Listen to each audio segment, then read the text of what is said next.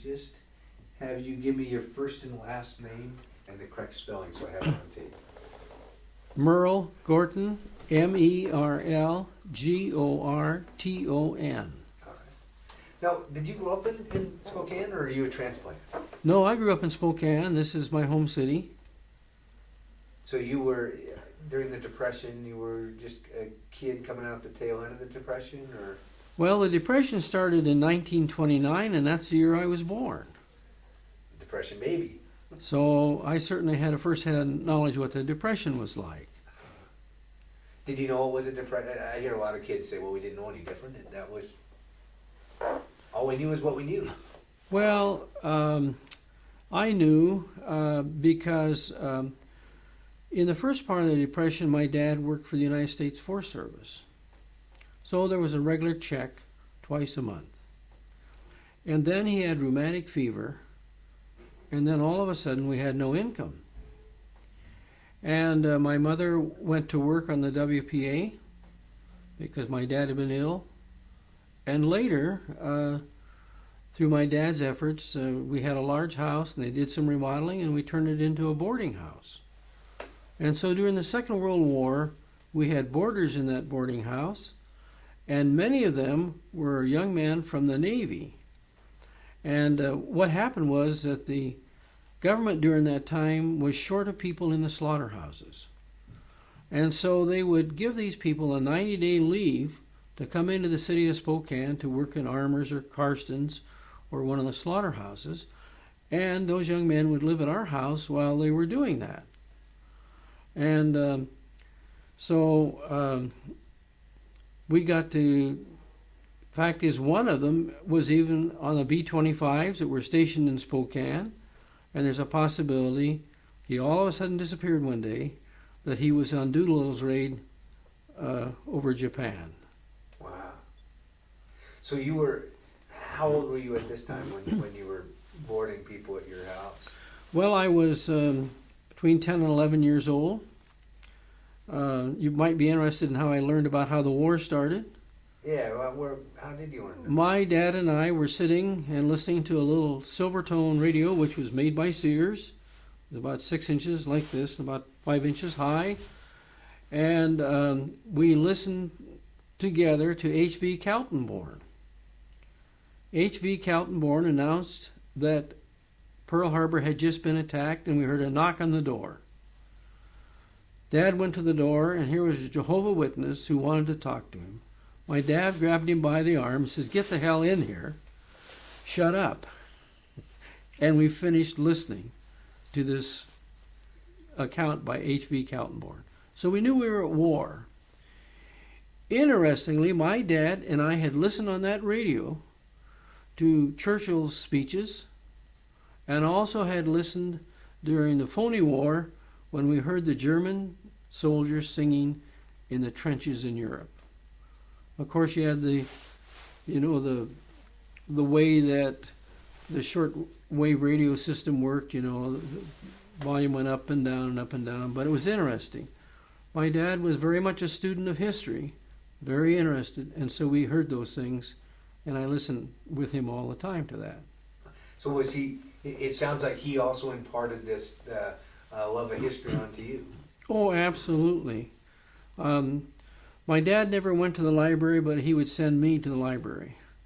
The library was 2 blocks from our house, and I would go there and I'd get books. Now, when I first started to go, I was too young to get books in the adult section, but those are the books I wanted to read.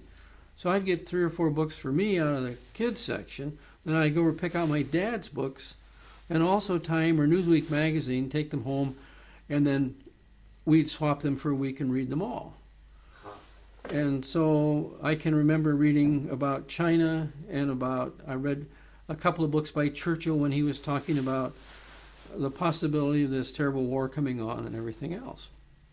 So you really had, for a young child, you had a pretty good knowledge of what this really meant when Pearl Harbor was attacked. Well, I really did, and part of it was that I had a very unique school experience in that I really didn't need to take all the time in school to learn what they were teaching. Our classrooms were normally about 30 students in size. And so if a student would kind of spend time on their own learning, the teacher would kind of let you do that. And I was just thinking the other day that one of the projects that I came up with, and this was prior to the war itself starting, was that we had soldiers stationed in Iceland and in Africa and in South America, all of them part of Roosevelt's Lend-Lease program and part of security program and everything else. And so I drew a world map on one board, and then the teacher gave me these figurines, and I pasted those on there. American soldiers were stationed in different parts of the world. So I had to be probably about 10 years old then. So I had a pretty good idea of what was going on. I was busy playing with my G.I. Joe and little cars and, the history. I wouldn't have had any perspective about that way. So what was the biggest change you saw once Pearl Harbor happened? I mean, what did you recognize a change around here at all, or? Well, yes, there was an immediate change in a lot of things. First of all, my dad became an air raid warden. He got his helmet, he got his gas mask. And to start with, we had to turn all the radios off at 6 o'clock in the evening. They didn't know how far the Japanese were going to come, and therefore we were supposed to darken our windows, turn our radios off, and be prepared for such a thing. So it was kind of a hysteria situation, but everybody that I could see cooperated. Shortly thereafter, we got ration cards with little ration coupons, and often I would go to the store to buy meat or something like that, and the butcher would take the coupons, and that's how much you got. Sugar was rationed, and another thing was that my mother was collecting all of the fat when we cooked things. And when she got a couple of pounds in a container, I would take that down to the butcher shop because they were collecting fat because they extracted chemicals from it that made gunpowder. So, and of course, I can remember one night there's a firm in Spokane called Ashland Finch. Now, Ashland Finch was a feed store. And in 1937, they started up, and my dad raised rabbits. And I can remember going with him to that feed store, ordering rabbit food and that sort of thing, and then having it delivered, and so on and so forth. Well, interestingly, when the war started, one night, down in front of the Northern Pacific Station, they had about 200 young men who had joined the Navy. And they were down there, and we went down as people to send them off. They were up all on the bed of this big truck, with racks around it, standing up in there, and the crowd cheering and sending those guys off to war. Wow. There was another thing too. As a kid, no matter how old I was, and it was true of all the little kids in the neighborhood to the big kids, we always played softball together. This happened in a vacant lot, which was kitty corner from our house. Didn't make any difference what size you were. You went over and they chose up teams. I was one of the runts, and you got a one-teamer there, but everybody played. Now, interestingly, some of those guys shortly afterwards went off to war. One in particular I can remember was an Italian kid. He, in the morning, I could see him carrying his violin as he took the path across this lot, heading up a couple of blocks to get on the bus, and he was killed in Italy. He was in the artillery, and he was killed in Italy. Another kid, I really don't remember his name, but he played with us, and one day we heard that he'd been killed in Europe. A B-17 had been shot down, and he was on it. And further down, there was a policeman's son who we didn't see as much, but he had been a pilot on one that had been shot down over Berlin. So you knew that was going on. We had a family across the street who had a girl who had a boyfriend who was a big blonde kid who was a service station attendant at a Richfield service station. And incidentally, I had all kinds of pictures from there. They drew They had pencil drawings of all of the aircraft, the United States aircraft, and they'd give out one of those, evidently when people bought gas, but he gave me one once a week as they came out. So I had a collection of about 50 of those for many years. But he was lost evidently at Midway. So... Was as a young child, was there a reality to I mean, you knew they had been killed in service. Was there a reality to it for you, or was it kind of this, I don't know, movie? Well, there wasn't any, it was not romantic in nature, and it wasn't traumatic in nature. Somehow or other, I don't know how others felt, but I felt as if, well, that's war. That's the way it is. And these people didn't come back, but that's the way it was. So, as you can see, then the next thing that happened that was kind of interesting, my dad had to take first aid classes and have a first aid certificate in order to be an air raid warden. So I come home one night and he said, we got to go to a class. I asked him what, he said, well, we're going to this class to learn to get our first aid ticket. And I said, well, Dad, I don't belong. He said, you're going. So off we went. And one of the advantages was when we learned artificial respiration, Dad didn't have to pick one of the women in the class to do it, he picked me. And I learned how to tie all the bandages and everything else. And so when we got there, the first aid instructor said, well, he's only 11, he can't be here. And my dad said, he's going to be here. And so the guy said, well, there's no precedent for it, but he'll get a certificate like everybody else. So I had that card for many years. Was that a part of the civil defense? That was part of civil defense, absolutely, yeah. So, yeah, it was very comprehensive. Now, the next thing that my dad got involved in, he was starting to get over this rheumatic fever. And I didn't know about it, but one day I come home and he said, they need people in the valley to pick crops. So we went down, got up at 5 o'clock the next morning.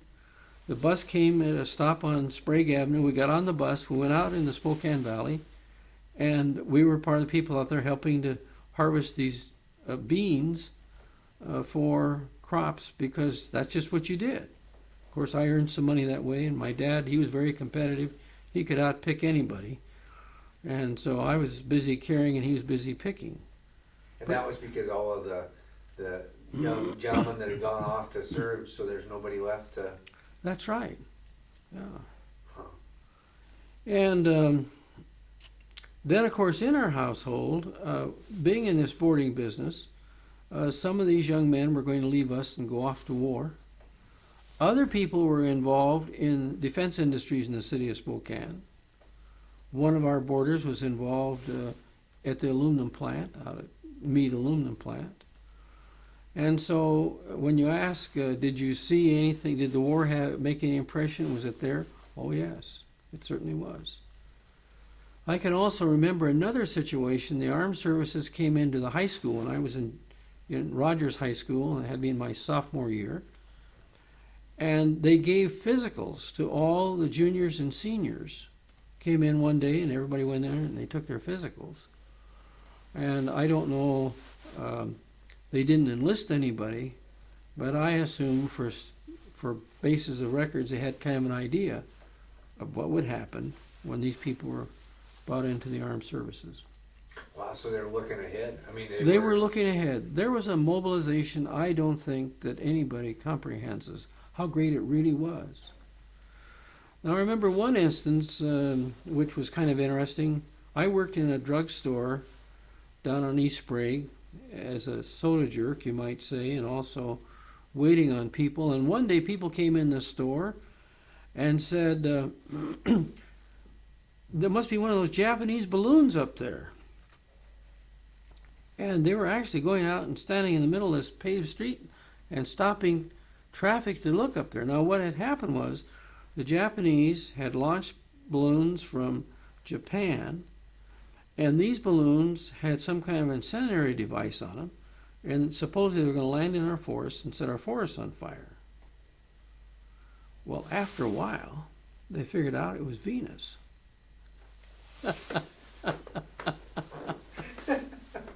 the hysteria takes over. Yeah. You know, it was really something to see how much hysteria there was involved.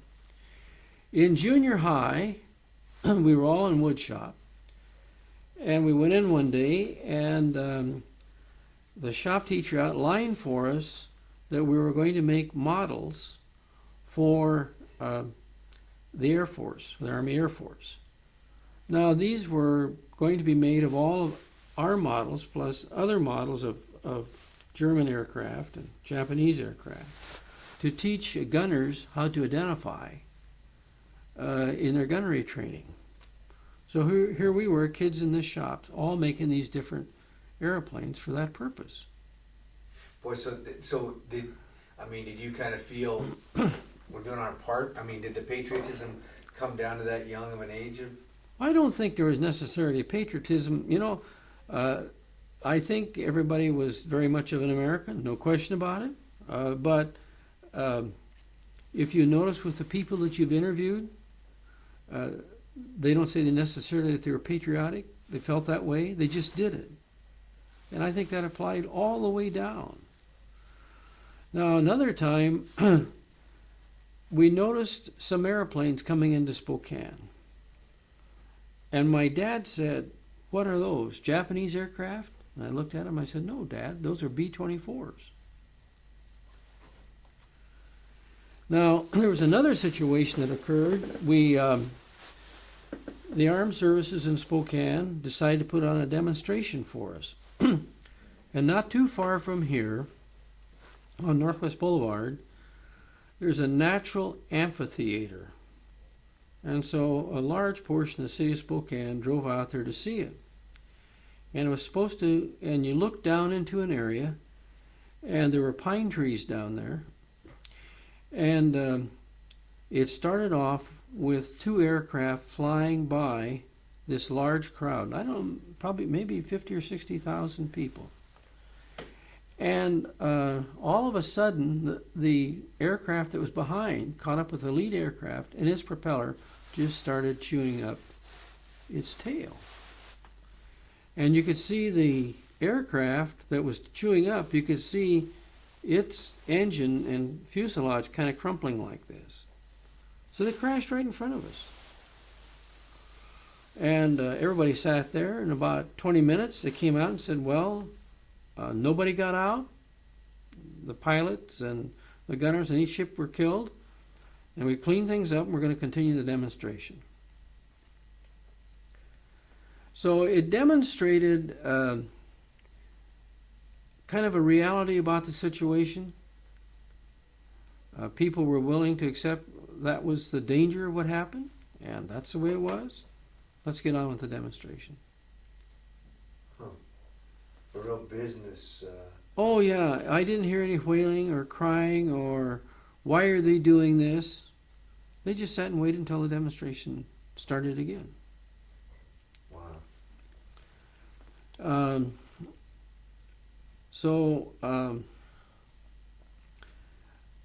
Then I can remember the collection of collecting tires, for rubber purposes. I had a very unfortunate experience during that time. As a paper boy, I had saved my money and bought myself a bike. Now, my dad couldn't afford to buy me a bike. I had to earn my money to get myself a bike. And it had a Hercules tire on it. Now, that was a tire that was made in England. And one day I was driving through an empty lot, and I ran over some broken glass, and I cut that tire so that it couldn't be repaired. I couldn't use that bike for the rest of the war. To me, that was a very, very destructive thing. So in many, many ways, as you can see, this war thing touched everything that we did. And of course, flying over Spokane were B-17s, B-24s, P-38s, almost every aircraft that they had in the inventory at some time or another flew over Spokane as far as the Air Force was concerned. Were they on transport, or were they training in the area, or? I forgot how many airports that there were in the state of Washington, but there was almost 20 airports, I think, that they used to train at. So we had every kind of aircraft that there was. And so that was kind of interesting. As a kid, you saw them all. One day, and you don't know this is totally rumor or not, we were in grade school, and we had B-25s here at the time, and all of a sudden there was a tremendous explosion, and the windows rattled in the school. And they told us that a bomber had crashed with a full bomb load north of the city.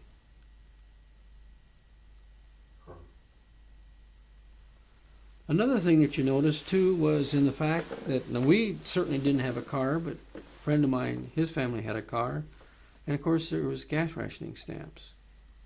So the cars really didn't get used very much. You walked to where you were going, or you rode the bus. And that's pretty much the way it was. Then was everything else still kind of functioning? I mean, the theaters, the candy stores, the whatever, functioning, but just with the rationing, or did, I mean, so did a normal part of life continue on, or did normal life as we know it? Well, within the restrictions, normal life continued on. And one of the things that Spokane was also kind of a liberty town. North of Spokane was Farragut Naval Station. And thousands of sailors went through there. And on the weekends, those guys poured into Spokane, so you saw a lot of sailors. In addition to that, we had a lot of Army Air Force personnel. And they were in Spokane, too. So there was a large number of the armed services represented in Spokane. I can remember walking out to Felts Field was about probably 2.5 miles from where I lived. And each morning, the B-25s would take off. They had those big Pratt Whitney engines on them. They went over our house. If you thought you were going to sleep past 7 o'clock in the morning, you were wasting your time. And then I walked out there, and I was looking through a hangar, which I later was under my command or control. And in that hangar, you could see these guys loading ammunition into the B-17s. They were going off for gunnery practice, probably down around Borden, Oregon, or something like that. One of the fascinating things was the tremendous headlines that appeared in the paper one day saying that DuPont was going to build a large munitions factory down in Hanford, and that they were going to manufacture explosives there. And so, as far as everybody knew, that's exactly what was going on. I think one of the interesting things that happened was, as the war ended, when the war ended in Europe, everybody kind of took a day off. And I worked in this drugstore, and I was a soda fountain guy there. And I decided to take a day off because the war had ended. They were the only people that opened their doors for anybody that needed food. None of the restaurants or anything open.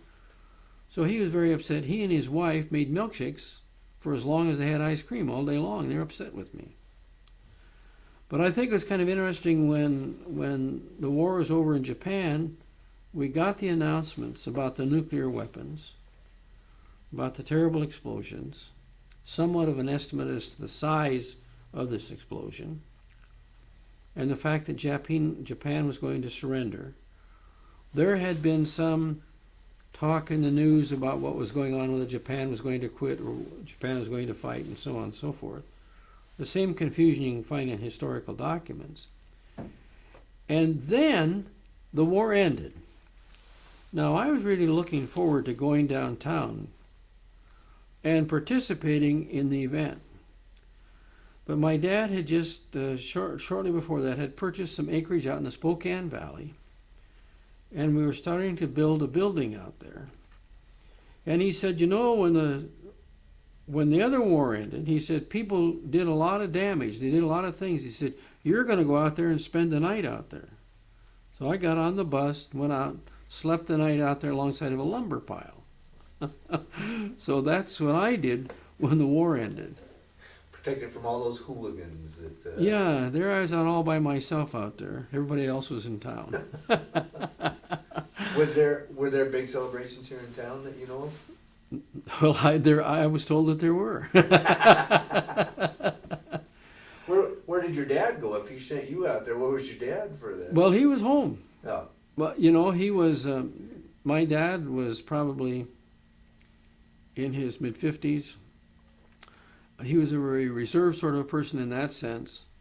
So he certainly wouldn't have gone downtown to celebrate. That was not something he would do. My mother was involved too. They wanted women to knit stockings. And so my mother knitted a lot of stockings. And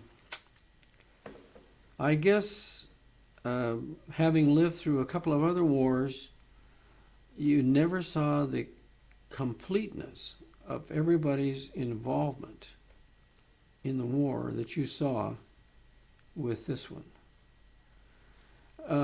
I can remember also that this was the campaign of 1944, Wendell Willkie and Roosevelt. And at that time, our radio wasn't working, and I think you couldn't get vacuum tubes or something like that. So my dad and I would sit on the lawn next to our neighbor's house. He was deaf, and so he'd turn the radio way up, and we'd listen to all these campaign speeches together. And as I said, we criticized very severely Roosevelt and cheered very strongly for Willkie. That's my dad and I shared that together. Huh. Okay, I mean, there's the tragedy of it, but what a wonderful childhood to be a part of that piece of history like that, to events that were happening. And I also remember the day that Roosevelt died. My friend and I was over at his house, and the radio came on and announced that Roosevelt was dead. Now that was one of the times when I realized that I thought differently about things than someone else did. He was a very, even though we were just teenagers, he was an unbelievably strong conservative Republican. And he was cheering that Roosevelt was dead. And I thought, you know, I can't see that. That's not the way it should be. I guess another thing, too, was the tremendous thing of seeing movie tone news. To see these scenes from the battlefields and hear the announcements and the announcers, both from the Pacific and from, Europe. So you had a feeling for what was occurring there through the eyes, certainly, of the photographer. So we were not unaware of what was going on. Another thing was V-mail. Now, V-mail, I think we knew somebody overseas, and so you'd write on that email thing, or V-mail thing, and it really was kind of almost a photograph thing, very thin paper, and off it went. And that's the way that you wrote to somebody overseas. I had a cousin that was overseas. It was very interesting. He was overseas into Africa within 6 weeks after he was taken into the service. So when they invaded Africa, he was there. And he was there. He was in the war the entire time until the war finished for those who fought in Italy. So he spent a long time, and he would not talk about it. He wouldn't talk about it. Did any of the sailors that housed at your house when it was a boarding house, did you have any contact with the sailors, or did they just kind of come and go? Well, when they were there, my folks became mom and dad to them. My dad was older. My mother was an excellent cook. We would sit around a big round table and we would talk politics, we'd talk about the war, talk about different things. One of the biggest things was to wait until dinner was over, and I know that my mother would pick up the dirty dishes, and people would pour coffee. Those who smoked would light a cigarette. We sit at the table and talk about the events. And the conversations were far-ranging. Some people were very radical. One man was an avowed communist. So it was an interesting place to be. Just great. Well, because you would have had people from all over the place come and stay. And Oh, these kids were some from the Midwest. One they called Chief was from an Indian tribe. So it was an interesting group of people. And to them, my dad became, and mother became mom and dad. And I assume to you it was kind of like having a bunch of big brothers or not? No, not really. I was kind of my dad treated me essentially as an adult. Whatever the adult conversation was, he expected me to participate in at their level. And since I had read more than most of these people had, I was quite able to enter into the conversation. I've always appreciated that. Did I assume that these sailors, a lot of them were coming in uniform, and did you romanticize this at all? No, it's just kind of the way it was. I think my folks had a boarding house. These people showed up. They went into room so-and-so, hung up their clothes, went to work. That's the way it was. Huh. Fact of life. That's just a fact of life. Wow. And I can remember on one occasion, and I don't remember what the occasion was, I think that one of my friends knew somebody at Farragut Naval Station, so we drove up there and saw that immense place. I think, as I remember it, the person was in the Naval Hospital up there. And they had quite a bit of problems with pneumonia up there and meningitis. And they told us, well, the reason for this is the Indians used to call this Fever Valley. And that's the reason for all this illness. Later on in the military, we found out that by bringing people together from all over, you expose people to viruses that they are not, they don't have any immunity to. And in the Army, we just merely separated the bunks further and almost brought that stuff to a halt. That's interesting, the things that they learned through World War II, and things that you would never think about. That, if we bring all these people together, they're different places and bugs, and so. Oh yeah, it was a great learning time. But it was interesting to watch that also was a great melting time. My dad would always say to these people, many of them who came from the East, he'd say, well, now that you've been out in the West, you'll never go back. And I don't think a lot of them did. I think many of them stayed in the West. Huh. So that was he was a foresighted person. He could see this. He talked to him about it. But it was a time to get to know people that you never would have known otherwise. Well, so your dad discussed politics a lot with these young people that were coming through, or discussed the war.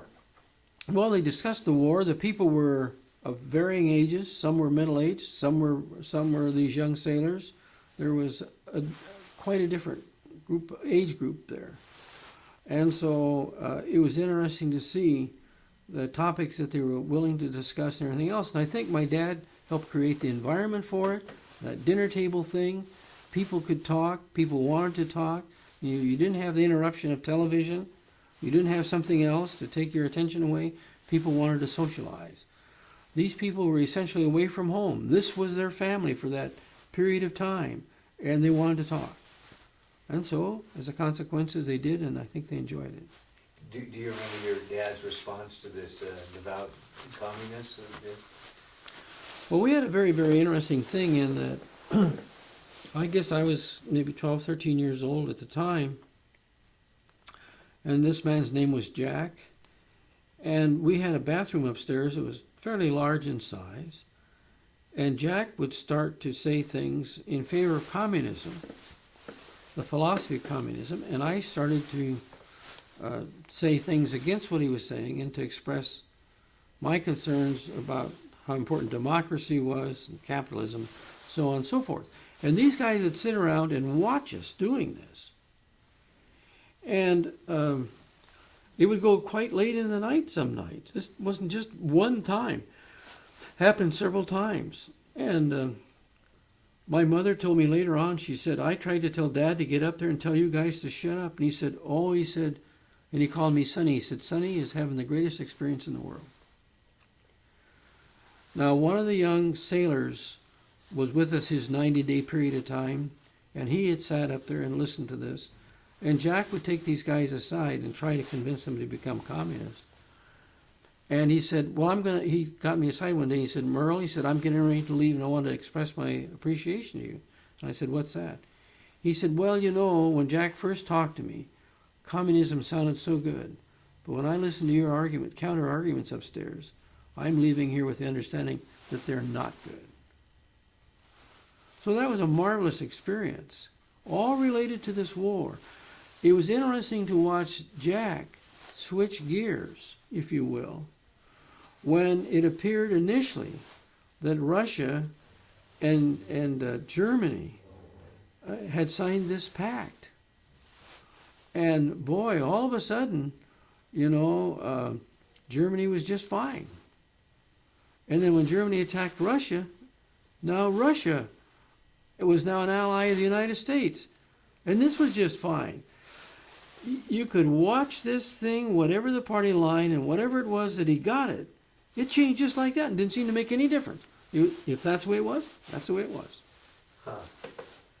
Gosh, it just sounds like a neat place to be. I mean, the fact that your father allowed you to carry on these discussions, and then when you describe this dinner setting and your dad, kind of the matriarch of the thing, but encouraging the conversation of these different people coming and going, and And he was, and my mom and dad were such. Fact of the matter is, the communist Jack was probably in his mid-30s, and I can remember that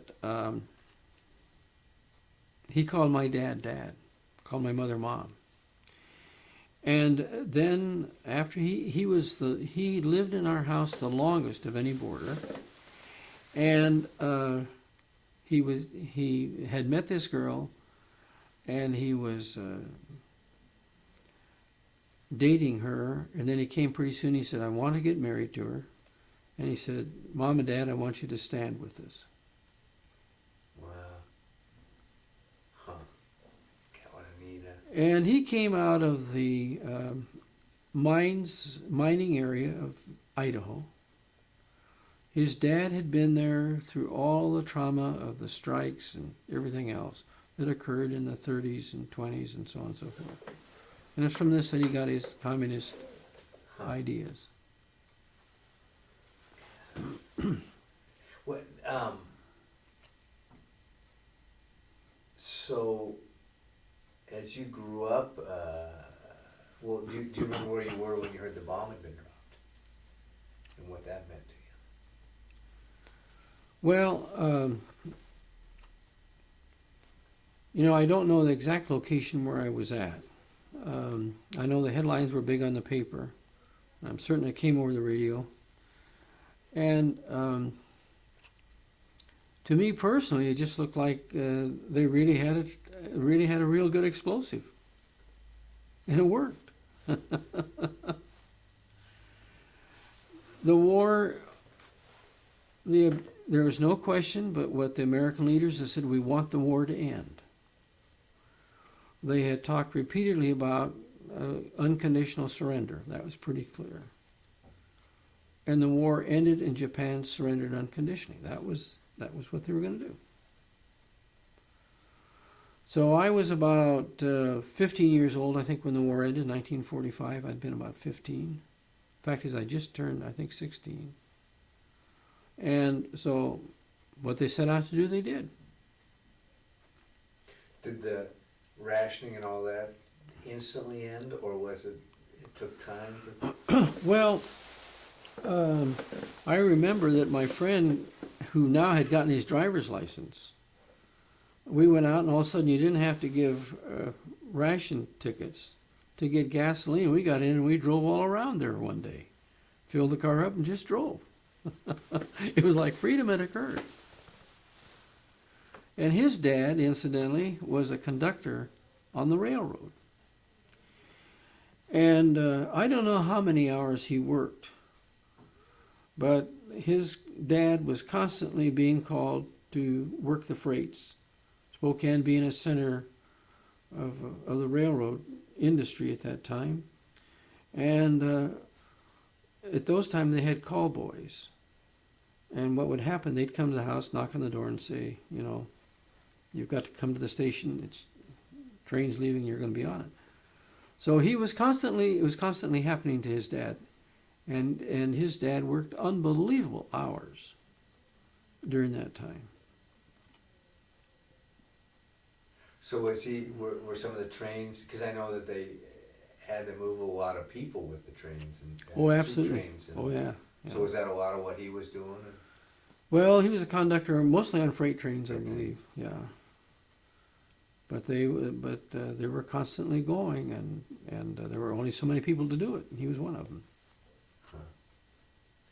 So you then decided after World War II, and as you got older and grew up, you then went on and had a career in the service. Was World War II a big effect on that decision?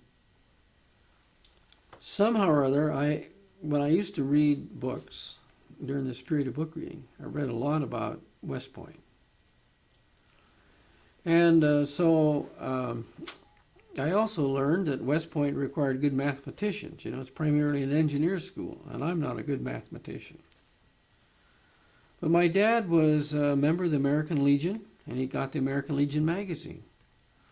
And one day I look in this American Legion magazine, and I see this ad in there that says, join the National Guard and go to summer camp. And they show a guy paddling a canoe. Now, interestingly, a friend of mine and I, in high school, had decided what we would do is enlist in the Army when we got out of high school. My dad wanted me to go to college. And he told me, I don't want you to enlist in the Army. I think the first thing you need to do is go to college. And so when I was 18 years of age, I went down and enlisted in the National Guard. And I have the original serial number 28970-700 in the service company of the regiment that was being organized after the Second World War. And then I went on to make it a career. I eventually retired as the Chief of Staff for the state of Washington, reached the rank of full colonel, graduated from the U.S. Army War College, served in the Pentagon on one of the largest studies of readiness. I was the editor for it. Served at Army's Forces Command. I also was the editor of a major report on mobilization. So I had a very interesting career. Huh. It sounds like you have a very, well, there's that historical mind, but a tactical mind also, and it's not an emotional, it wasn't an emotional appeal to the service. Or a romantic appeal. It was, I don't know, do we? Well, you know, I guess to a certain extent I had a realistic approach to war, but I felt an attraction to being in the service. So I had the best of two worlds in that for a long time I was a part-time guardsman. I was in the civilian world at the same time. So I was learning those military things. I was in ROTC in college for a while. So I was doing all those things, and so I had the best of both worlds. Eventually it became a full-time career for me. And I don't think I romanticized war, but at the same time, in my first experience, to get a feeling for it, we had a division review when I was a young kid. There were 10,000 soldiers on that field at one time. That's impressive. that really makes you feel like you're part of something. And then when you see all of the things that are part of the ceremony of the review, that's pretty impressive. And then all around me, kids had locked their knees and were fainting. And you could hear them falling. And as they fell, we all had fixed bayonets. You'd hear whoosh. The medics were in the back of the ranks and dragging the guys to the rear. Sounds like you had an enjoyable life thus far. Well, it's probably one of the most marvelous experiences that a person could have. I participated in everything from, I was the operations officer when Mount St. Helens blew. I commanded infantry units. I was the person who designed major maneuvers at Yakima Firing Center. When I served in the Pentagon and edited that report, he was on the Army, Navy, and Air Force, Marine Corps, and their state of readiness. What a huge responsibility that was. I went to Forces Command before that and found myself editing a report on how the Army should mobilize, establishing the basis on which the criteria was and everything else. When Nixon died, and I was watching the ceremony, his funeral ceremony in Clemente, California, San Clemente, I knew 7 of the mourners there, which included Dole, Foley, Bush, and I can't remember the other names, but I could, of people whom I had met as part of my duties, or had even in some instances briefed as part of my duties. Wow. That's pretty impressive. Oh, I think so.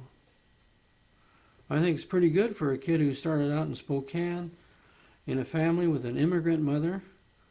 My dad had probably 3 years of formal education, but he had read so much that he probably had a master's level education in history and politics and things of that nature.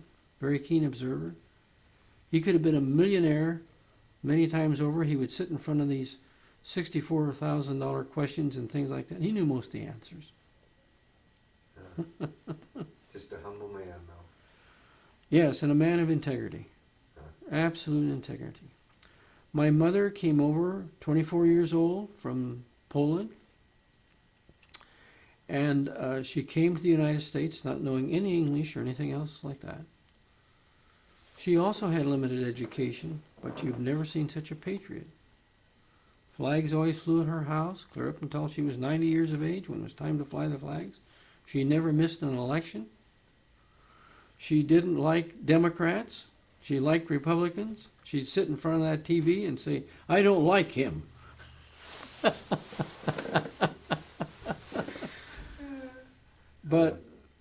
And a person of great integrity.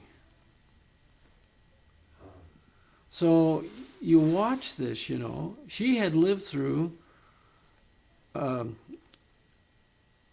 German occupation, Russian occupation,